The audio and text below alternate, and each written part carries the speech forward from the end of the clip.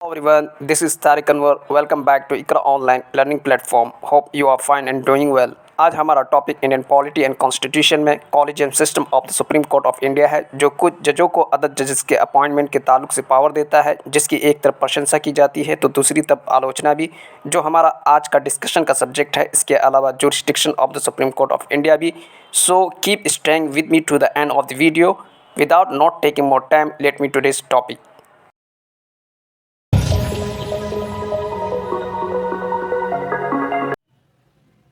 Collegium system and jurisdictions of Supreme court of India. Yes, collegium system of Bharat के सर्वोच्च न्यायालय के अधिकारीय क्षेत्र। करंट में Supreme court of India and central government के बीच इस मैटर को लेकर घमासान चल रहा है। तो ये इंपॉर्टेंट हो जाता है कि कॉलेजियम सिस्टम होता क्या है। So let's see the definition of the collegium system. Collegium system was born through three judges case and it is in practice since 1998. Basically collegium system को 3 जज केस के थ्रू इस्टेब्लिश किया गया था और ये पिक्चर में प्रैक्टिस में 1998 में आया। और कॉलेजियम सिस्टम को यूज़ किया जाता है supreme court and high court के जजेस के अपॉइंटमेंट एंड ट्रांसफ़र के रिगार्डिंग। अगर सुप्रीम कोर्ट और हाई कोर्ट के जजेस को अपॉइंट करना हो या उनको ट्रांसफ़र करना हो तो वहाँ पर कॉलेजियम सिस्टम को यूज़ किया जाता है। And the next, there is no mention of the collegium either in the original constitution of India or in successive amendments. और गाइस, कॉलेजियम सिस्टम का तज़किरा जिक्र ये ओरिजिनल कॉन्स्टिट्यूशन में ना ही सक्सेसिव अमेंडमेंट में मेंशन किया गया है, जिक्र किया गया है। यानी कि इसके बारे में कॉन्स्टिट्यूशन में कहीं कुछ मेंशन नहीं है। तो गाइस, अभी एक पॉइंट आया था कि 3 जजेस केस के थ्रू कॉलेजियम सिस्टम एग्जिस्ट में आया। तो अब वो 3 जजेस केस है क्या? सो let's C. In the third जजेस case 1998, the court appoint that the consultation process to be adopted by the Chief Justice of India requires consultation of plurality judges. तो थर्ड जजेस केस 1998 में सुप्रीम कोर्ट ऑफ इंडिया ने ये राय दिया, ये मशवरा दिया कि कंसल्टेशन का जो प्रोसेस होता है ये चीफ जस्टिस ऑफ इंडिया के द्वारा अडॉप्ट किया जाएगा। यानी कि सुप्रीम कोर्ट और हाई कोर्ट में जजेस के अपॉइंटमेंट और ट्रांसफ़र के रिगार्डिंग जो कंसल्टेशन का प्रोसेस होता है इसे सीजीआई अडॉप्ट करेंगे और सीजीआई अदर जजेस के साथ मिलकर प्लूरलिटी जजेस के साथ कंसल्ट करके किसी जजेस के अपॉइंटमेंट और ट्रांसफ़र के रिगार्डिंग डिसीजन लेंगे या सुनाएंगे। तो ये था थर्ड जजेस case 1998। And the next thing is the sole opinion of the CJI does not constitute the consultation process. इस पॉइंट में बेसिकली ये बताया जा रहा है कि चीफ जस्टिस ऑफ इंडिया का सोल ओपिनियन ये कंसल्टेशन प्रोसेस को कॉन्स्टिट्यूट नहीं करता है। मतलब कि जो चीफ जस्टिस ऑफ इंडिया होंगे सिर्फ उन्हीं की ओपिनियन से कंसल्टेशन के प्रोसेस को नहीं बनाया जा सकता, बल्कि he should consult a collegium of 4 senior most जजेस ऑफ द सुप्रीम कोर्ट। बल्कि सीजीआई को अदर 4 सीनियर मोस्ट जजेस ऑफ द सुप्रीम कोर्ट के साथ मिलकर कंसल्टेशन के प्रोसेस को कॉन्स्टिट्यूट करना पड़ेगा। एंड द नेक्स्ट, इफ 2 जजेस give an adverse opinion he shouldn't send the recommendation to the government. तो गाइज, इसी के साथ साथ अगर 5 जजों में से 2 जजेस के ओपिनियन अगर अलग आता है तो अब सीजीआई उन रिकमेंडेशन को सेंट्रल गवर्नमेंट के पास नहीं भेजेंगे। मतलब ये हुआ कि कॉलेजियम सिस्टम में 5 जजेस होते हैं इंक्लूडिंग सीजीआई। तो तमाम के राय का मुत्तफक अलह होना, यानी कि एक जैसा होना ज़रूरी है। अगर 2 जजेस भी डिफरेंट ओपिनियन रखते हैं किसी मैटर को लेकर, यानी कि अपॉइंटमेंट के मैटर को लेकर, इस सूरत में सीजीआई इस तरह के रिकमेंडेशन को सेंट्रल गवर्नमेंट के पास नहीं भेज सकते। And the next, the court held that the recommendation made by the chief justice of India without complying with the norms and requirements of the consultation process are not binding on the government.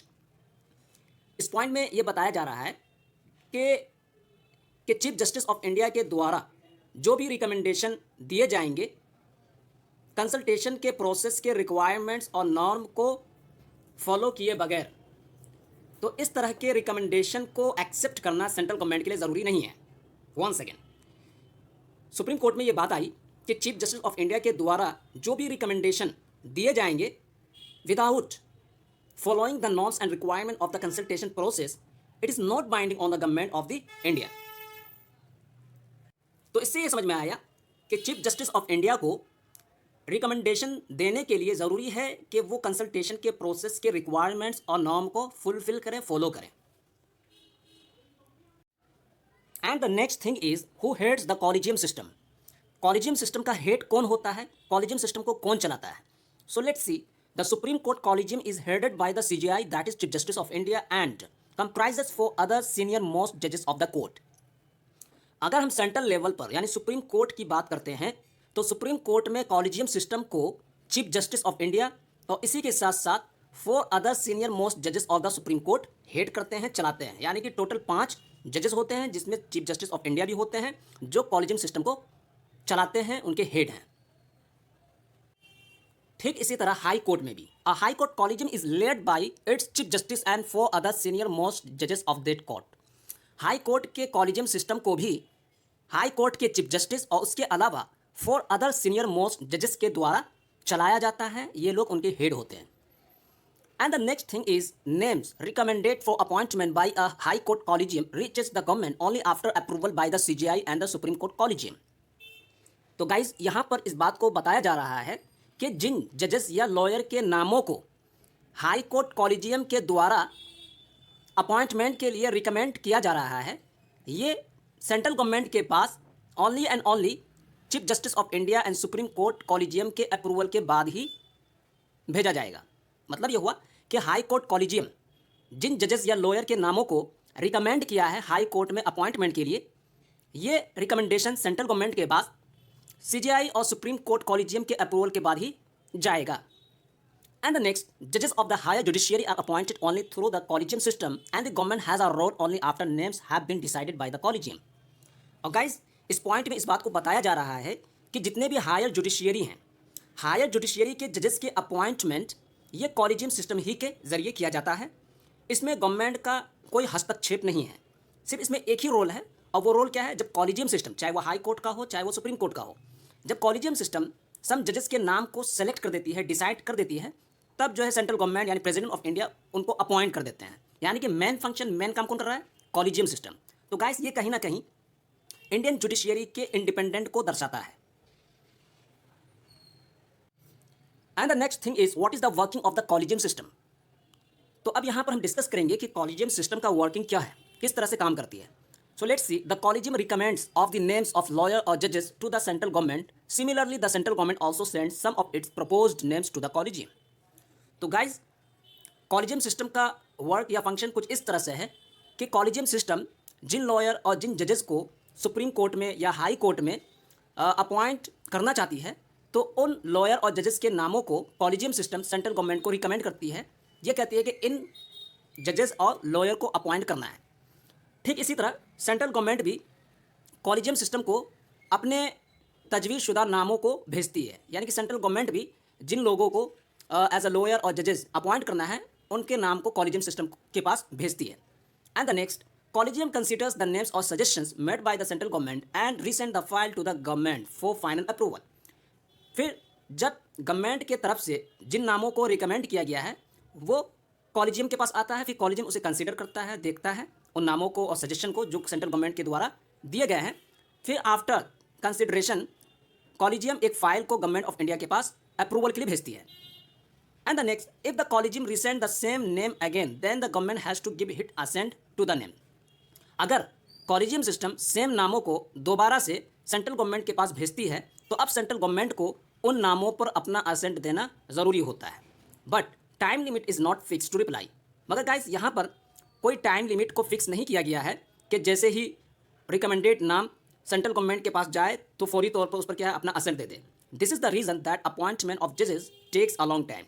तो यही एक reason है जजेस के appointment में ताख़ीर का, यानी कि कभी कभी जजेस के अपॉइंटमेंट में काफ़ी लेट होता है। तो यही रीज़न होता है कि सेंट्रल गवर्नमेंट को थोड़ा टाइम लगता है असेंट देने में। तो ये था कॉलेजियम सिस्टम का वर्किंग, कि किस तरह से कॉलेजियम सिस्टम वर्क करता है। And the next thing is NJAC, that is the national judicial appointments commission. Through the 99th Constitutional Amendment Act 2014, the National Judicial Commission Act, that is NJAC, was established to replace the collegium system for the appointment of judges. तो guys 2014 में 99 Constitutional Amendment Act आया था, जिसमें NJAC को establish किया गया। NJAC यानी national judicial commission act को क्या है, इस्टेब्लिश किया गया, बनाया गया, और जिसके लाने का मकसद ये था कि जजेस के अपॉइंटमेंट के लिए जो एक सिस्टम चला आ रहा है जिसे कॉलेजियम सिस्टम कहते हैं, उसको रिप्लेस करने के लिए। यानी कि एनजेएसी को लाया गया था कॉलेजियम सिस्टम को रिप्लेस करने के लिए। And the next, NJAC to would recommend names for the appointment of Supreme Court judges and the appointment and transfer of High Court judges। और इसका काम भी वही था कि सुप्रीम कोर्ट और हाई कोर्ट के जजेस को अगर ट्रांसफ़र करना हो या अपॉइंटमेंट करना हो तो NJAC भी क्या है, लॉयर और जजेस के नामों को रिकमेंड कर सके। And the next, composition of NJAC। तो अब NJAC बना कैसे है, इसमें कौन कौन से कंपोजिशन आते हैं, सो let's C. The first one is the Chief Justice of India, and the second, two senior most judges of the Supreme Court, and the third, the Law Minister of India, and the next, two eminent members that are chosen by the selection committee। तो guys NJAC में ये चार तरह के लोग आते हैं, जिसमें chief justice of India, second to senior most जजेस ऑफ द सुप्रीम कोर्ट, तीसरा लॉ मिनिस्टर ऑफ इंडिया, और चौथा दो एमिनेंट मेंबर होंगे जिसे सिलेक्शन कमेटी के द्वारा चूज किया जाएगा। तो ये चार तरह के लोगों को NJAC में लाया गया था कि NJAC में ये चार लोग होंगे और जजेस के अपॉइंटमेंट और ट्रांसफर के रिगार्डिंग काम किया करेंगे। लेकिन आगे क्या होता है, so let's see. However the supreme court upheld the collegium system and struck down the NJAC as unconstitutional on the ground that the involvement of political executive in judicial appointment was against the principle of basic structure. लेकिन supreme court of India ने collegium system को uphold किया और NJAC को struck down किया, यानी कि नल और वॉइड करार दिया, अनकॉन्स्टिट्यूशनल करार दिया। क्यों? इसलिए कि पॉलिटिकल एग्जीक्यूटिव का जुडिशियल अपॉइंटमेंट में इन्वॉल्वमेंट ये बेसिक स्ट्रक्चर के प्रिंसिपल के अगेंस्ट था। और बेसिक स्ट्रक्चर क्या है, इंडिपेंडेंस ऑफ जुडिशियरी, यानी जुडिशियरी के आज़ादी, उसके स्वतंत्र के लिए खतरा था NJAC। क्यों? इसलिए कि इसमें जो है सेंट्रल भी क्या है, इन्वॉल्व है, सेंट्रल गवर्नमेंट इन्वॉल्व है, जैसे कि यहाँ मेंशन किया गया लॉ मिनिस्टर ऑफ इंडिया। तो इसी बात को यहाँ पर ग्राउंड बनाया गया कि पॉलिटिकल एग्जीक्यूटिव का जुडिशियल अपॉइंटमेंट में इन्वॉल्वमेंट या कॉन्स्टिट्यूशन के बेसिक स्ट्रक्चर के प्रिंसिपल, वो क्या है, इंडिपेंडेंस ऑफ जुडिशियरी के अगेंस्ट था। इस वजह से सुप्रीम कोर्ट ऑफ इंडिया ने NJAC को स्ट्राइक डाउन किया, अनकॉन्स्टिट्यूशनल और नन और वॉइड कर दिया। तो गाइस ये कॉलेजियम सिस्टम था जिसको अभी हमने डिस्कस किया। हमने तमाम इंपॉर्टेंट पॉइंट्स को related to collegium system discuss कर लिया है। अब हम यहाँ से सुप्रीम कोर्ट के पावर्स और उसके जोरिस्डिक्शन को डिस्कस करेंगे। सो let's see what is original jurisdiction. क्या है original jurisdiction? As a federal court, the Supreme Court of India decides disputes between different units of the Indian Federation। Original jurisdiction का मतलब ये है कि as a federal court, supreme court of India के पास ये पावर है कि इंडियन फेडरेशन के डिफरेंट यूनिट के बीच होने वाले डिस्प्यूट और इख्तिलाफात को क्या करना, रिजॉल्व करना, उसे सॉल्व करना। और वो डिस्प्यूट सेंटर और एक स्टेट या कई स्टेट के बीच हो सकते हैं। वो डिस्प्यूट सेंटर या किसी भी स्टेट या बहुत सारे स्टेट के बीच हो सकता है, या इसी के साथ साथ दो स्टेट और मोर स्टेट के बीच किसी भी तरह का डिस्प्यूट अराइज होता है। तो इस तरह के डिस्प्यूट को रिजॉल्व करना, डिसाइड करने का power supreme court of India को दिया गया। तो ये होता है original jurisdiction. And the next, in the above federal dispute the supreme court has exclusive original jurisdiction. उसी पॉइंट को किया है, बताया जा रहा है कि अगर सेंटर और स्टेट के बीच या एक स्टेट और कई स्टेट के बीच या एक स्टेट या सेंटर के बीच किसी भी तरह का डिस्प्यूट अराइज होता है तो इन तरह के डिस्प्यूट को, इख्तिलाफात को ख़त्म करना, रिजॉल्व करना, ये सुप्रीम कोर्ट को पावर दिया गया है, जिसे हम कहते हैं original jurisdiction. And the next kind of jurisdiction is writ jurisdiction. What is writ jurisdiction? क्या होता है writ jurisdiction? So let's see. The supreme court is empowered to issue writs including habeas corpus, mandamus, prohibition, quo warranto and certiorari for the enforcement of the fundamental rights of an aggrieved citizen। तो guys writ jurisdiction का ताल्लुक कहीं ना कहीं aggrieve citizen के fundamental rights के regarding है। मतलब ये है कि सुप्रीम कोर्ट ऑफ इंडिया को ये पावर दिया गया है कि वो रिट्स को जारी करे। और वो रिट्स कौन कौन से हैं? Habeas corpus, mandamus, prohibition, quo warranto and certiorari. और ये रिट्स इसलिए जारी किए जाते हैं जो एग्रीव सिटीजन हैं, उनके फंडामेंटल राइट को प्रोटेक्ट किया जा सके, इन्फोर्स किया जा सके। तो इसके लिए supreme court of India different kind के रिट्स को इशू करता है। तो गाइस यहाँ जितने भी रिट्स के नाम को मेंशन किया गया है, इस पर हमने ऑलरेडी डिस्कस कर लिया है। जहाँ हम फंडामेंटल राइट को डिस्कस कर रहे हैं तो वहाँ पर हमने इन तमाम चीज़ों को डिटेल में डिस्कस किया है। आप मेरे उन वीडियोज़ को रेफर करें और देखें। And the next thing is, in this regard the supreme court has original jurisdiction in the sense that an aggrieved citizen can go directly to the Supreme Court, not necessarily by way of appeal। तो इसके regarding supreme court of India के पास original jurisdiction भी है, इस sense में कि जो aggrieve citizen है, जो मजलूम सिटीजन है, वो डायरेक्टली क्या है, सुप्रीम कोर्ट को विजिट कर सके अपने राइट्स को इन्फोर्स करवाने के लिए। और यहाँ पर कोई अपील वगैरह की भी जरूरत नहीं है। डायरेक्ट क्या है, सिटीजन सुप्रीम कोर्ट का दरवाजा खटखटाए और अपने मौलिक अधिकार, फंडामेंटल राइट्स को इन्फोर्स करवाए। And the next thing is however the rate jurisdiction of the supreme court is not exclusive. तो ये कहना चाहते हैं कि जो ये रेट जोरिस्डिक्शन का power supreme court of India को दिया गया है ये एक्सक्लूसिव नहीं है। ये नहीं कि सिर्फ क्या सुप्रीम कोर्ट के पास ही ये पावर है, बल्कि the high courts are also empower to issue writs for the enforcement of the fundamental rights. High courts को भी ये पावर दिया गया है कि वो फंडामेंटल राइट्स के इन्फोर्समेंट के लिए रेट्स को इशू करे, जारी करे। And the next kind of jurisdiction is appellate jurisdiction. So let's see, the supreme court is primarily a court of appeal and hears appeals against the judgment of the lower courts.